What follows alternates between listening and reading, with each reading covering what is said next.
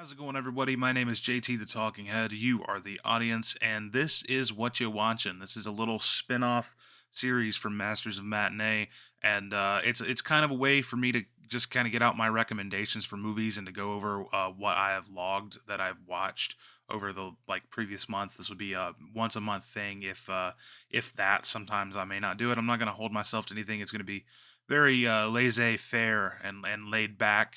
This little spin-off series is, but essentially the whole idea is that I've recently started logging my movies that I watch on Letterboxd, and when I first started it back in May, I was like taking it pretty seriously, and really I was treating it more like a review platform than a social media, and I would write like couple page reviews on a movie like I did The Whale and The Lighthouse. And I don't I don't disagree with doing that, and I probably will continue doing that for movies, especially movies that like I make videos on, like on YouTube, that do like a big review on. But for the most part, I think I'm just gonna start whenever I watch a movie, just log my initial thoughts on my phone there and put it on Letterboxd, and that's essentially what this little series is going to be: is me going over my movies that I watched from the month that I logged on Letterboxd. Only the ones that I logged on Letterboxd, because I don't know if I'm gonna log every single thing on Letterbox, but yeah. So we're gonna start here. This is gonna be a super lazy kind of series. Not gonna really be much editing to it. Not gonna be too much about it. Just gonna talk about some movies on it, and it'll be a good way for me to keep track, other than Letterbox, for me to keep track of what I've watched, and it'll be a good way for you guys to get some recommendations off of me. So let's start here on June 4th with the video diary. Let's see. Ferris Bueller's Day Off. Now, this was a movie that I was literally, this is right in the beginning. This was before Masters of Matinee happened. And we were just getting things settled, and we were all getting to know each other in our little Discord server. And I put out to Zed, and I was like, Zed, pick a movie for me to watch. My wife and I were doing some spring cleaning, and I told Zed to pick a movie for me to watch. And we went back and forth, and he suggested a whole bunch of movies, and I turned him down, and then he finally came to Ferris Bueller's Day Off. Now, Ferris Bueller is a movie that I absolutely love now. This most recent rewatch on the 4th of June is one. I think it was the rewatch that really made it click for me. Um, I love John Hughes. Breakfast Club, Pretty in Pink, 16 Candles, Weird Science. All those movies are absolutely incredible to me, but I never include Ferris Bueller in that like echelon of the others. And I think it deserves it. And actually, looking back now, thinking about it, my review on Letterboxd is a little bit low. I put it at 3.5 stars, which I think is still a fair review, but I might bump it up to 4 stars. But yeah, like I just kind of forget that Ferris Bueller exists sometimes, and I don't know why. Because every time I do watch it, I enjoy it. This most recent time, I think I was like kind of finally at that age, because I haven't seen it probably since I was a kid, probably 14, 15 years old. So rewatching it now as a 27-year-old man was a great experience. Some things that I think are unique about it are the fourth wall breaks. As far as I know, it's like really the first movie to kind of break the fourth wall in the way that Ferris does and talk directly to camera. It's just so it's a romp. That's what it is. It's a romp comedy. Absolutely love that. Another thing that I put in this review is that I'm beginning to think that John Hughes absolutely must have despised the faculty at his own high school because of the way he writes them into his films. When you put Paul Gleason as Mr. Vernon, and of course Jeffrey Jones as Mr. Rooney, are two of the best comedic antagonists of the 1980s. Also, Jeffrey Jones, I just found out, which I'm sure this is old news, but I just found out that he likes the cheesy pizza, and that's not okay with me. So that kind of ruined it. I was watching Beetlejuice. We'll talk about Beetlejuice a little later.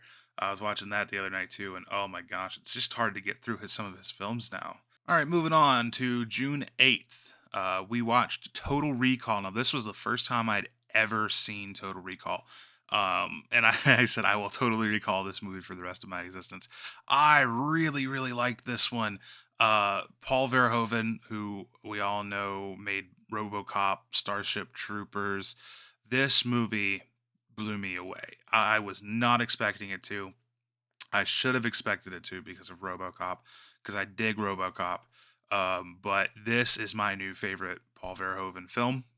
I think that it's a science fiction masterpiece. It is written, for those of you who don't know, it's written, I can't remember his name, but it's written by the same guy who wrote the short story, or it's based on the short story We Can Remember It For You Wholesale, which is written by the same guy who wrote the book that Blade Runner is based off of. So it's got some strong background in its story anyway with what it's based on. And it's just an absolute science fiction masterpiece. And after I was, and spoilers, but I'm not going to be too worried about spoilers in this series because a lot of these movies are from, like this Total Recall's from 1990. So um, if you haven't seen it, I mean, skip ahead, but by all means. But yeah, I by the end of it, I was still like it had me questioning my own sanity. I didn't realize if he was still in recall the whole time during the like I still don't know if the whole thing was a dream in recall or not. I think that the fan like and like the people who really look into movies, I think that the general opinion is that he was still stuck in recall and that none of this was real. It was all just part of the recall dream. Um but yeah, I mean Quaid is a great character and I loved this movie and I think that it came at like the right time, which was in the 1990s when the action hero was starting to die. When there wasn't like before that, you had your big blockbuster action heroes like Stallone and Bruce Willis and Arnie himself and Chuck Norris and stuff. And so the 90s were a time when everybody was going well into sequel territory. And then they were trying to, the actors were trying to refresh themselves, and a lot of them were going into sci-fi. Um, Schwarzenegger, Willis, and Stallone, in particular, were three that went into sci-fi as a way to refresh their acting careers to break away from the Terminator and Rambo or Rocky and John McClane and Die Hard. So Stallone went to Judge Dredd. Bruce Willis went to The Fifth Element, and now we have Arnold Schwarzenegger going to Total Recall, and I absolutely loved it. I thought that it was a great film. I rated it 4 stars. I think that's absolutely fair. That really encompasses how I feel about it. Moving on, this is a movie that I talked about from the first ever episode on the podcast. It's called Rainy Dog. It's a Takashi Miike film. It's a Japanese extreme film, and it is very brutal. It's about this ex yakuza who has been exiled to Thailand, and one day this woman that he had a one night stand with years ago shows up with a boy who is mute, nonverbal, and she just kind of drops the boy off with this guy, and this guy is like taking him with him and doing all these crazy yakuza type hitman jobs and stuff with this kid, and he just doesn't care about him. The kid's just following him around, and he's not feeding him, he's not taking care of him, he doesn't care. So it's kind of twisted. It's kind of like a twisted Mandalorian, Lone Wolf and Cub. Zed, he akined it to Big Daddy meets Mandalorian, but I think it's more Lone Wolf and Cub meets E.T. the Killer. It was definitely a fun movie. It is part of Takashi Miike's, what is it called? The Black Society trilogy. And I haven't seen the third one in that trilogy yet. Only seen the first two.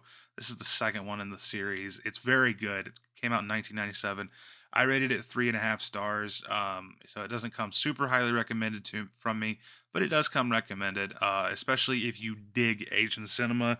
I'm 9 times out of 10 going to recommend anything that Takashi Miike does. He is my favorite Japanese director.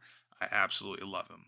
Moving on from watched on June 16th, we have 1990's A Cat in the Brain from Lucio Fulci, Italian horror giallo director Lucio Fulci. Fulci is one of my absolute favorite horror film directors of all time. He is my favorite Italian director, but he is my one of my favorite horror directors. Um, and this movie, I'm iffy on. It was kind of mid. I'll be honest about that right out the gate. I like the idea of it. The idea is that Fulci plays himself, so it's very meta to begin with. He plays himself. I love that idea. He has been making all these horror films. It's taking its mental toll on him, which for 1990, that's a very modern idea. It's a movie that deals with a lot of mental health.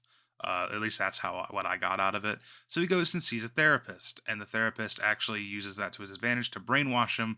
So the therapist can go and kill a bunch of people. He's a serial killer, and he makes Fulci think that he himself is doing it. Kind of, it's a little bit odd how it's done. But I dig that concept, but the execution, the film just jumps around a little too much. It jumps around a lot more than what I'm used to seeing from Fulci.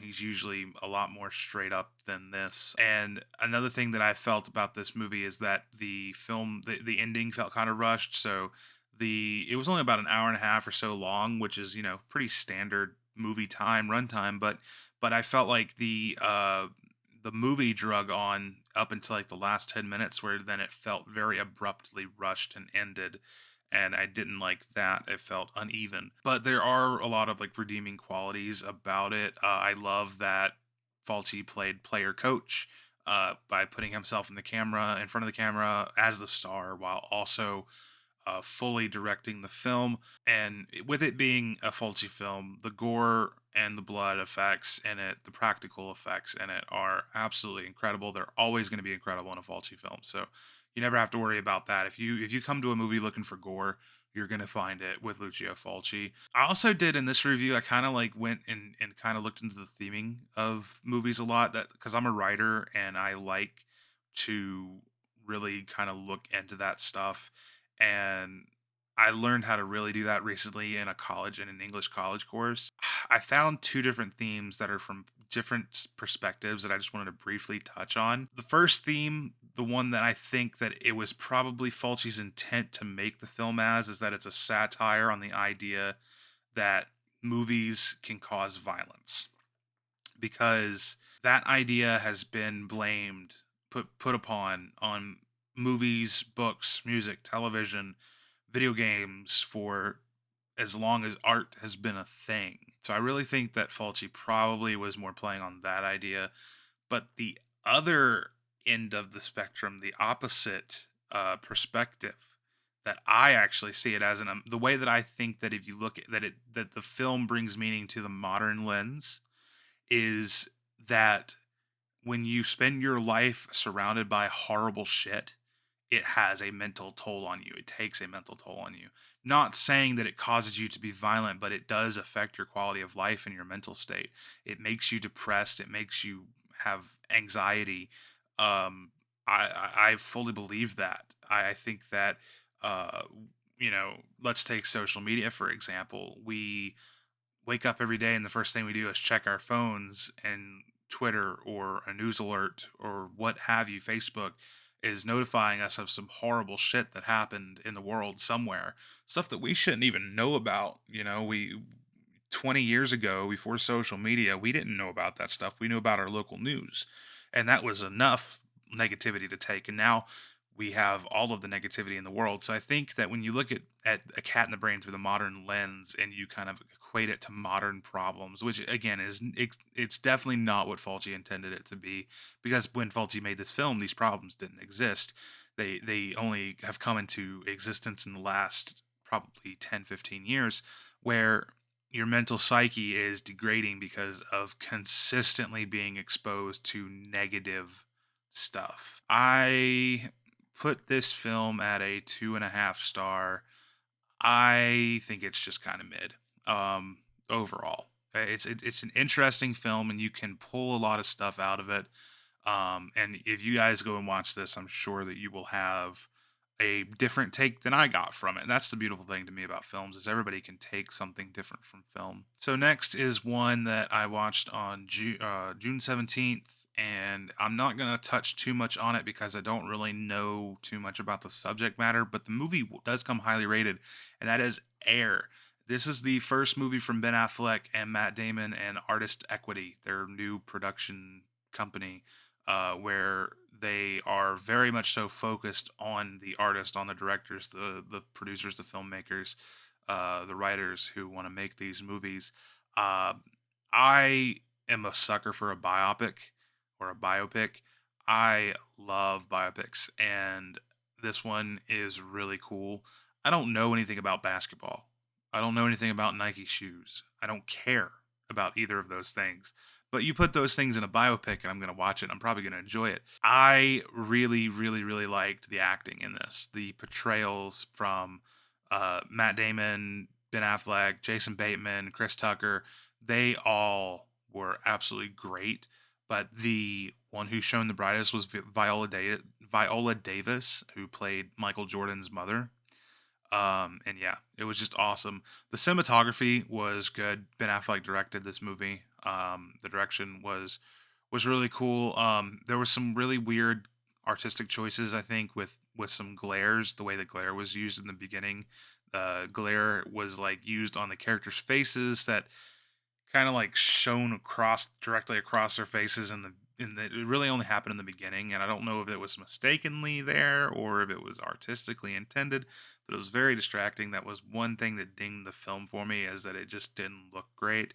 I like the story being not about Michael Jordan. I like how they kept Michael Jordan mostly out of it. Yes, the story revolves around Jordan, but he's not a major player in it. The movie doesn't even show Michael Jordan's face, and it does that intentionally.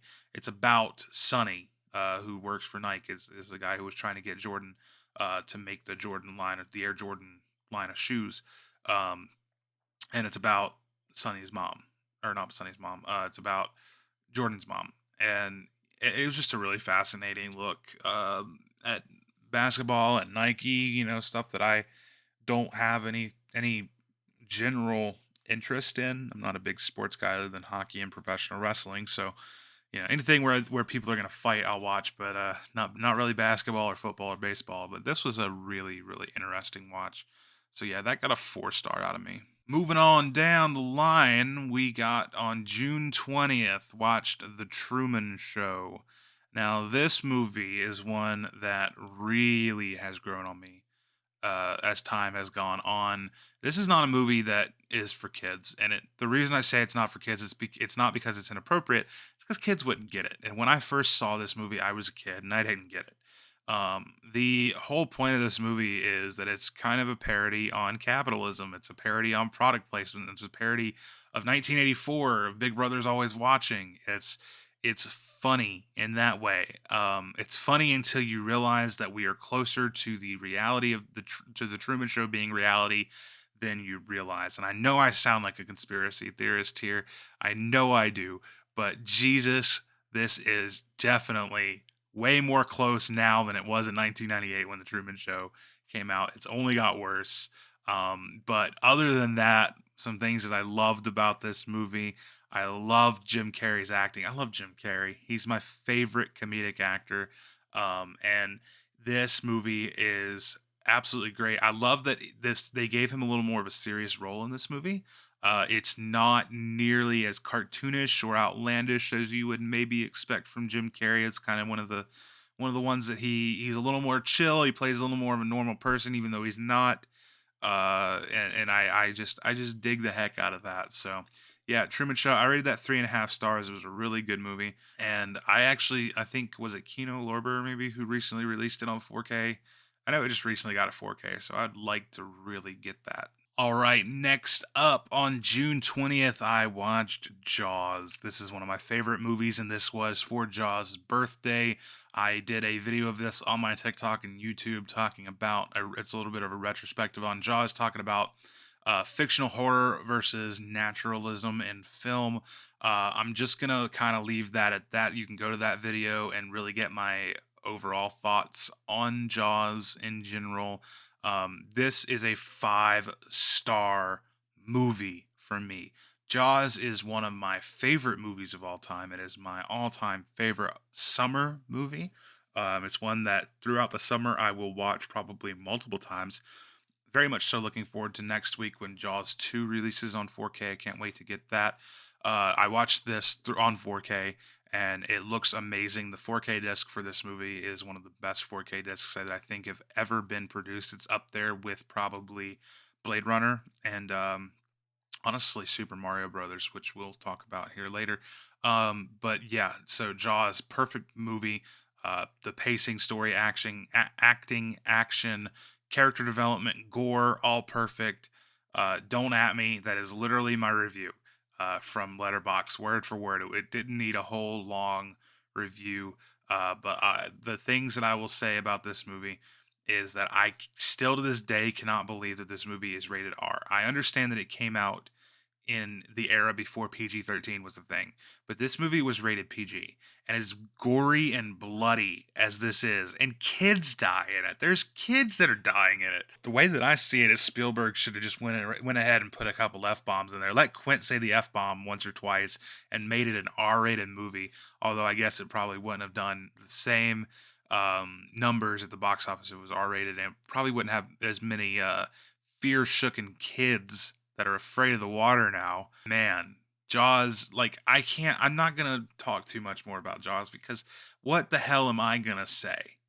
What the hell am I, the man who has 20 listeners on a podcast, gonna say about Steven Spielberg's 1975 American masterpiece, Jaws, that has not already been said before?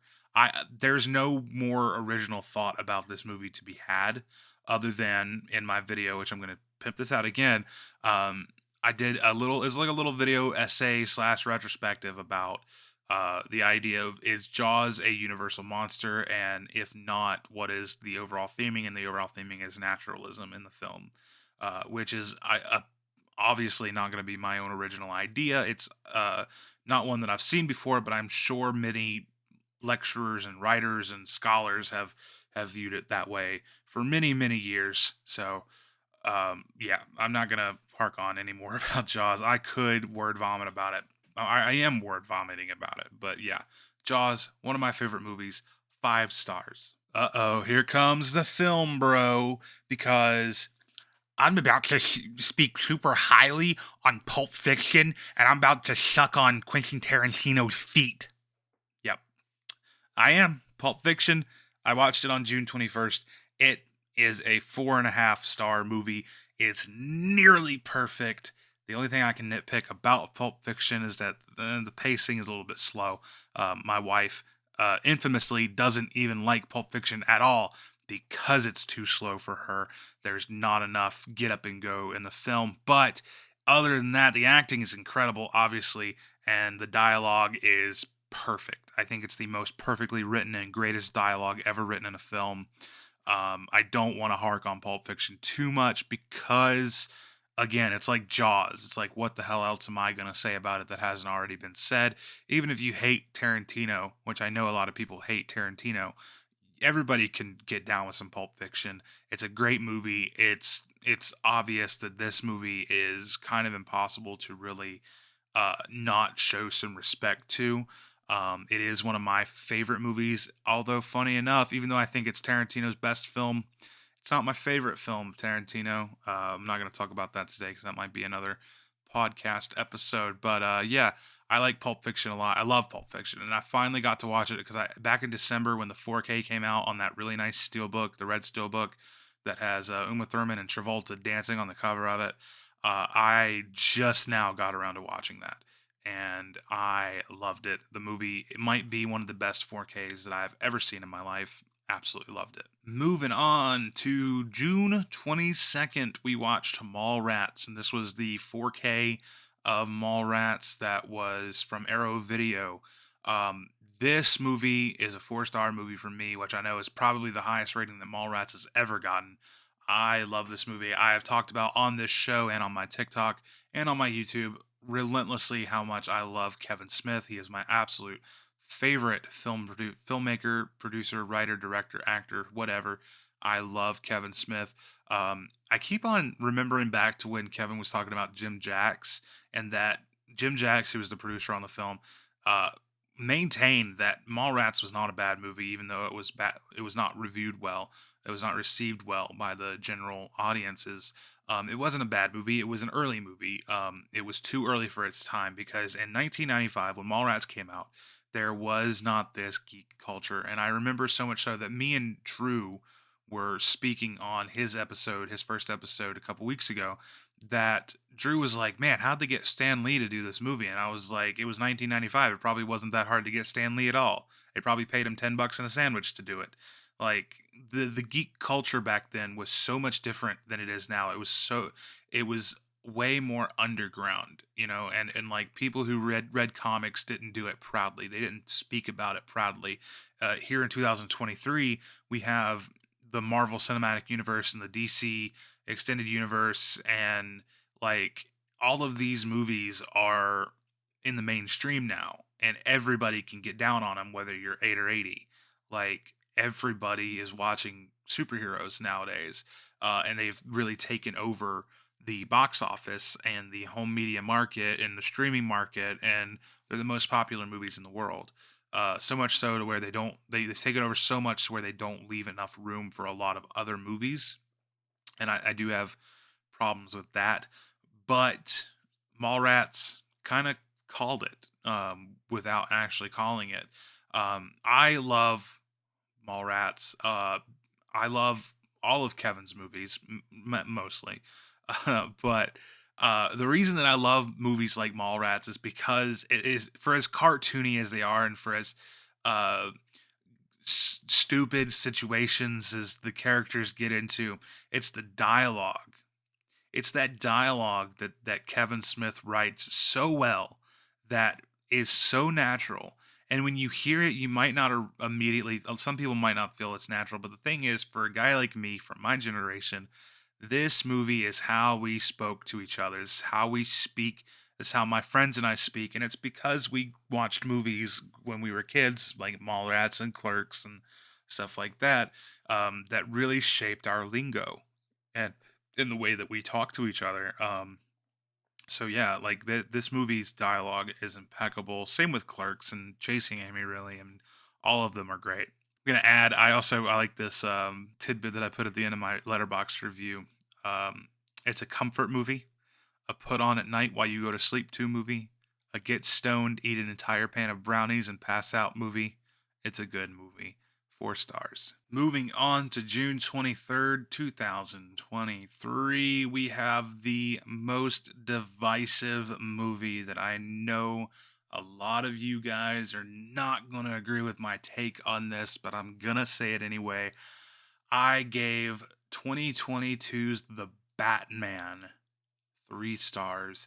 Now, I am a Batman fan. He's one of my favorite superheroes. And I do like this movie for what it is, but I gave it 3 stars because I'm gonna be honest here. I hate Riddler in this movie. I hate it. It is horrible to me. He's just an incel who is so repressed, and you think, oh, well, I want Joaquin Phoenix to say we live in a society, you're the Joker. Well, I'm surprised that friggin' Riddler wasn't saying it in the Batman. This, like, that's no slight on Paul Dano or his portrayal. Matter of fact, the villain, the character was good. And if this had been a new character, if they had used this, I mean, I know they're not going to because it's an already established universe, but if this was a new character, it would have been great. But it was the Riddler. There was no semblance of the actual Riddler there. Like they tried to recreate what Heath Ledger did, and to me it failed because with Heath Ledger, and I put this in this review, with Heath Ledger, it is for as dark and depressing as that portrayal and violent and brutal as that Joker was, it still was rooted as the Joker. You could still look at him and tell he was Joker. You could still listen to him and tell he was Joker. His actions were still Joker. This was too dark for Riddler. Riddler was not the kind of character to make this dark. And honestly, without the fact that he was literally telling riddles, I would never have realized that he was the Riddler. I don't like it. It's hashtag not my Riddler. Also, I think the look looks really stupid. I have that same like cold war mask, that battle mask, that naval battle mask, and I have had it for years and years and years. I got it at a flea market like 10 years ago at this point. Like it's not it's a common military surplus thing. It's not that cool. I mean, it's cool looking, but and it's kind of creepy, but it's like out of all things, why would they choose something like that to put on him instead of giving him his own design or something, you know? I don't know. I guess because they wanted to look like he was kind of a poor everyday kind of thing and what I don't know. I don't know. I'm not going to harp on it too much, but without being 100% negative, I'm going to speak on the positive of the Batman, what I do like, because I don't want to leave it on a negative. Um, I really like Robert Pattinson as Batman. I like Robert Pattinson in general. This movie to me was what completely broke him away from Twilight, from the typecast of Edward Cullen. When he was in the Lighthouse, for me, because I haven't seen a lot of these more artsy movies that Rob Pattinson has done, but when he was in the Lighthouse, my initial thought was, "Oh wow, he's making some really great headway and getting away from Twilight." And then in the Batman, I'm like, "Okay, he's done it. He's away. He's not Edward Cullen anymore to me anyway. He's Batman. He is the new Batman, and that's cool." So I liked him a lot in this. He was a good young Bruce Wayne, which is something that I've been absolutely craving for years since Batman Begins, which I do not like Batman Begins either. I don't. I like The Dark Knight, and The Dark Knight Rises is okay, but overall the Christian Bale, Christopher Nolan Batman trilogy is mid for me. Dark Knight is amazing, I will give it that, but the others are mid. So seeing a young Bruce Wayne struggling to become Batman, he's struggling and he's like learning on how to do all the awesome things that we know that Batman could do in the future. This is showing him learn it. Um, so he takes some hard bumps and he gets some bad scrapes and he wrecks his bike and stuff like that. Like he's not like as perfect at combat as he is, 10 years later to where we're used to seeing him. He's also still jaded at the world and he is still super depressed because of being orphaned and he's grown up without a mother and a father and he's a sad boy. And I like seeing that side of Bruce Wayne, not the cocky Bruce Wayne that we're used to seeing like from Michael Keaton or anything like that. So I thought that I thought that Pattinson did a great job with him. I also really, really, really love the world, the atmosphere, and the world building that they put up. I like that.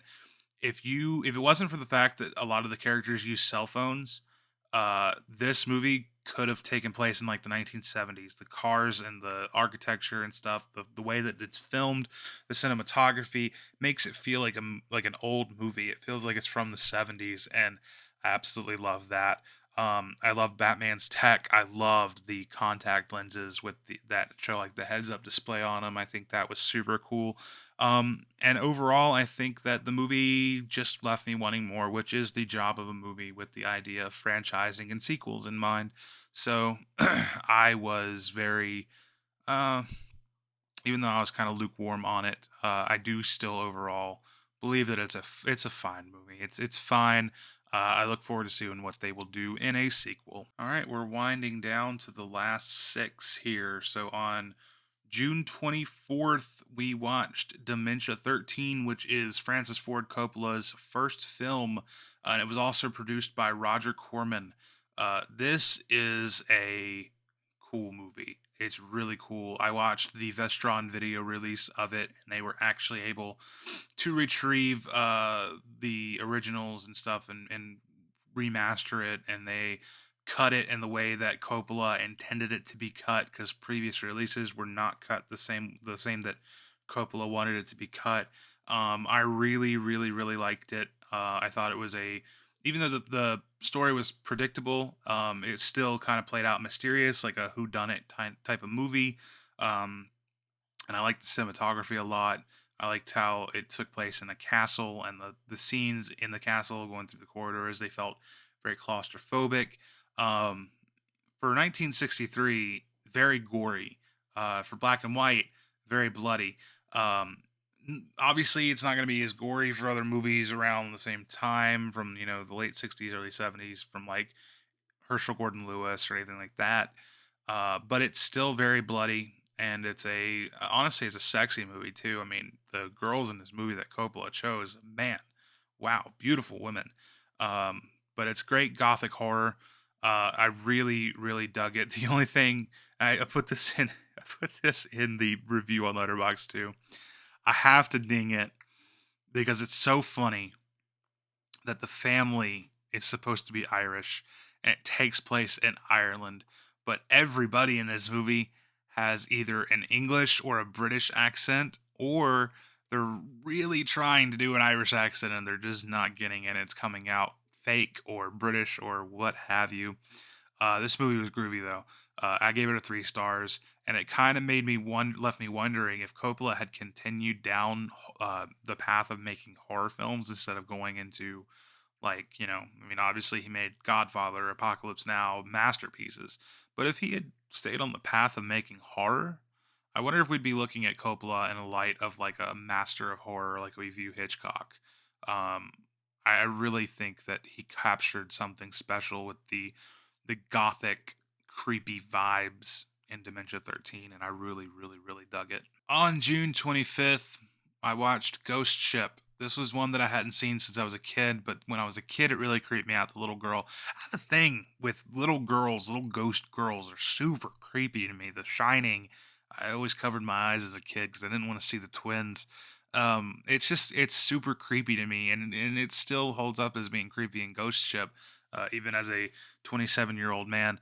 I I liked this movie. All right. I There was some things about it that were really cool. I liked the story. I thought it was a nice mystery, even though it went a little too supernatural for me at the end. There, went more like there. You don't need a reason to have ghosts; just have ghosts.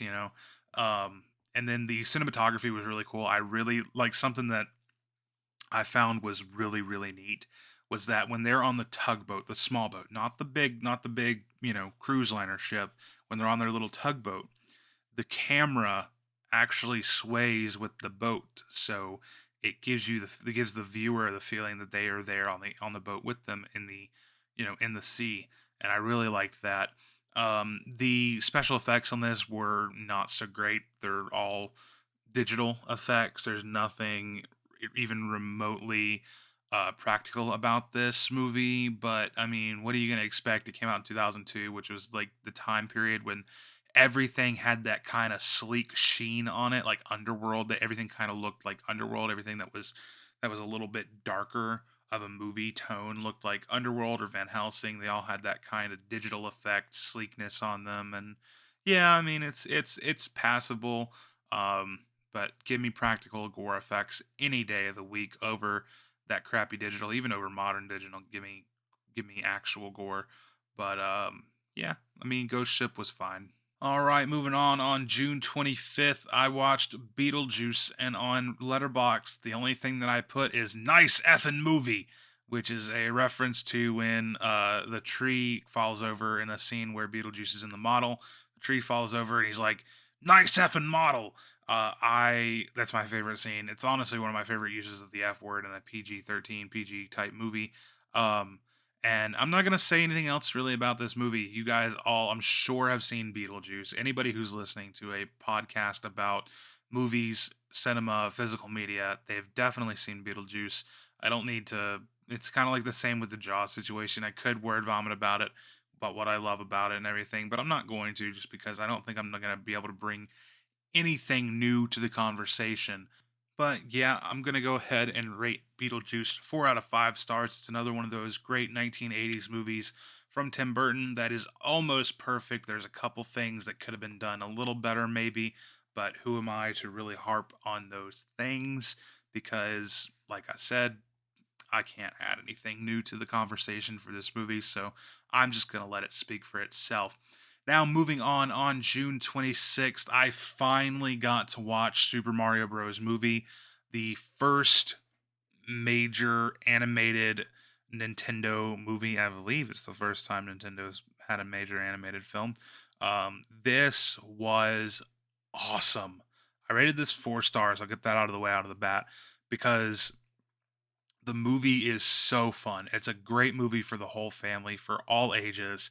I really, really liked how they handled a lot of things, like being able to have to bring Mario into the Mushroom Kingdom. I thought that the voice acting was awesome. Jack Black as Bowser was incredible. I didn't think I was gonna like it, but I really liked Chris Pratt and Charlie Day as Mario and Luigi. I thought they were great. So this movie is just it's awesome. Go watch it.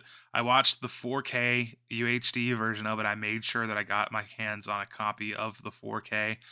The 4K disc is incredible. I think that it's going what its legacy will be is that the way that the HDR on this movie interacts with the colors, and this is such a colorful movie. This might be the most colorful movie I've ever seen. It uses every single color that every shade in this movie. Especially on the scenes like when they're going to Rainbow Road and stuff. The HDR on this movie looks insane. This will be, mark my words, this will be the new tester movie, the new demo movie. When YouTubers and stuff are showing off TVs and stuff, they usually use How to Train Your Dragon 3 as like the peak visual for HDR to show off HDR on a film.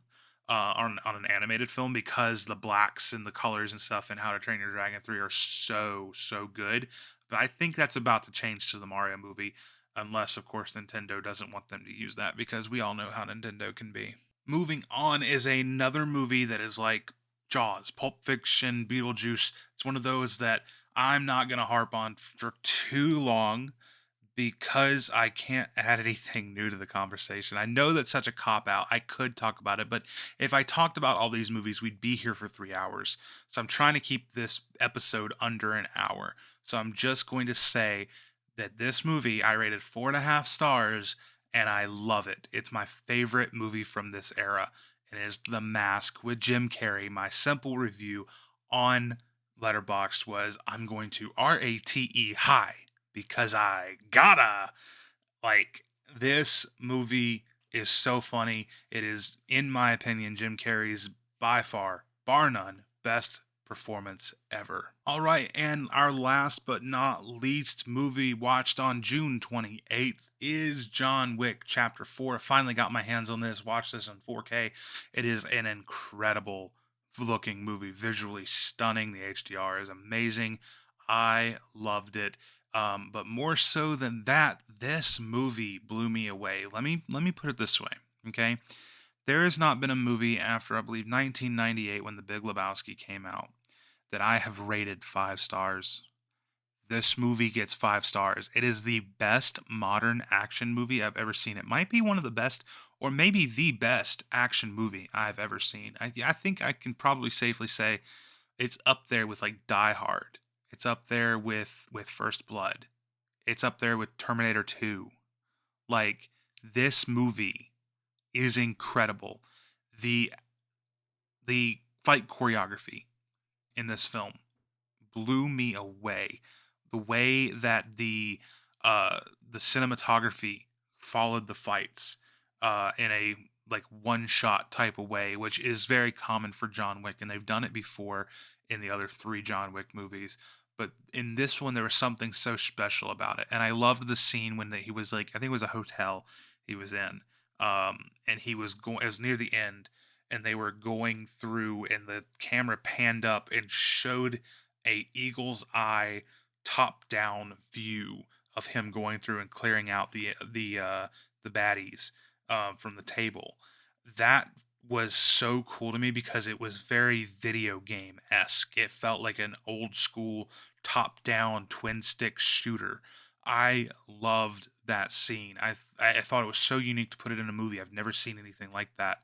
And yeah, so the cinematography, the fight choreography, the acting in John Wick is, I'm not the biggest Keanu Reeves fan in general. I love him in Bill and Ted, but other than that, I'm not huge on Keanu. I think that he's one of the best actors in the world as far as humanity goes, probably, but uh, or at least being relatively controversy free. But the acting for John Wick, like John Wick as a character, is not like, I don't know. He's not super likable in general. He doesn't have much personality other than just kill, in my opinion, anyway. But where these movies really shine is the fact that they are action movies with incredible choreography and cinematography. And I'm not going to do any spoilers or anything for John Wick 4. Just a heads up, if you do follow me on Letterboxd and read my review on John Wick 4, it does contain spoilers. I'm going to do a full review for this movie on my YouTube channel coming up soon, hopefully. And that will also contain spoilers, but I will always warn you before spoilers. But this episode, you're safe, you're spoiler free. I'm not going to put any spoilers here. But also another thing that I want to say is rest in peace, Lance Reddick. Um, it's so sad. The concierge is so sad that the actor who played him passed away. I really, really feel that that is a travesty for the series because if they ever do a spinoff or anything, he was such an incredible character. But yeah, I rated John Wick 4 5 stars. All right, and that's it. That's all the movies that I watched in June so far. I mean, it's June 29th, so I'm probably going to watch more movies, but this is where we'll pick up next month is after John Wick Chapter 4, and we'll go through next month's movies around the same time. Hopefully, as long as you guys are digging it and want to keep listening to me talk about it, I'm really enjoying talking about these movies. And if this does pretty well, I might try to get the other masters in and make episodes themselves, and we can do like a 1 week a month where there's just like 4 episodes, 4 special side episodes of this spin-off show called What You Watching of Masters of Matinee. So yeah, if you guys liked it, make sure that you like the video on YouTube, subscribe, and rate it on Spotify, Google Podcasts. Follow us there. Anywhere that you listen to podcasts, as long as it's those three podcast platforms, go ahead and follow us on there. And make sure you follow me on TikTok at JT the Talking Head, on YouTube at JT underscore Petri, and on Letterbox, because that's where you're going to get my reviews for this episode. First and foremost, the written reviews on Letterbox, and it's at JT Talking Head. There is no the in the Talking Head. It's just JT Talking Head. Thanks, guys, for watching, and let me know if you guys want to hear more of this style. It's a lot more relaxed and stuff. I'm kind of enjoying doing it. But yeah, have a great week.